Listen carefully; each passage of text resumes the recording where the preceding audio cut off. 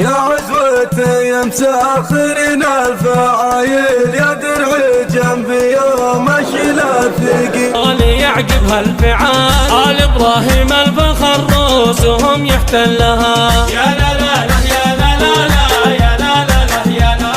آل إبراهيم الفخر رؤوسهم يحتلها. راية فيها المعاني زحازح النزال، شعاره علمها أبوه من حلها. يا لا سعد جودي باسمي وباسم اخوانكم ال ابراهيم ارحب بالترحيب بالاخوه ال ابراهيم بالبصره بكل مسمياتهم.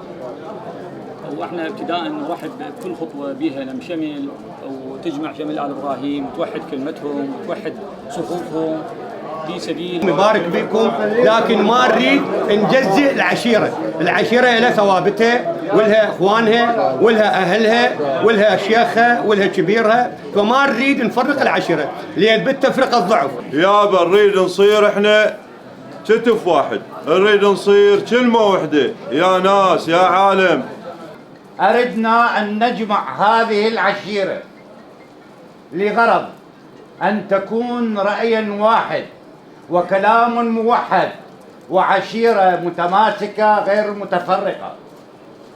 نحن أفراد قبيلة آل إبراهيم في محافظة البصرة ارتأينا بتشكيل هذا التجمع المبارك لقبيلة آل إبراهيم العام في محافظة البصرة، من شأنه التحفز على التآخي والتآزر لتصبح نسيجا واحدا متكاملا ومترابطا وتوحيد الصف القبلي.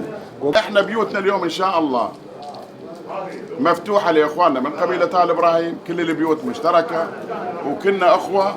نبارك لكم هذا التجمع واحنا تحت خدمتكم. اهلا وسهلا بكم. الله يخليك. اهلا وسهلا بكم. هل نوق وترد لو طوح الحادي،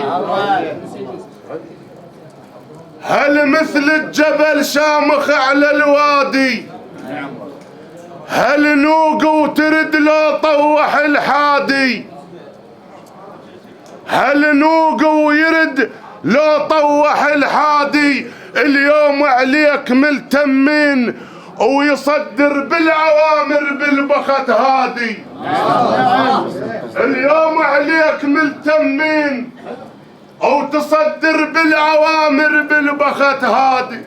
ها انت طفيت النار التلهب، ها انت طفيت النار التلهب، ما طشرت ال ابراهيم انت طفيت النار التلهب، ما طشرت ال ابراهيم. الهلا لأهل الهلا وطبع الهلا شمرة، وبالك لا تعوف عضاك لو ان رياككم مره.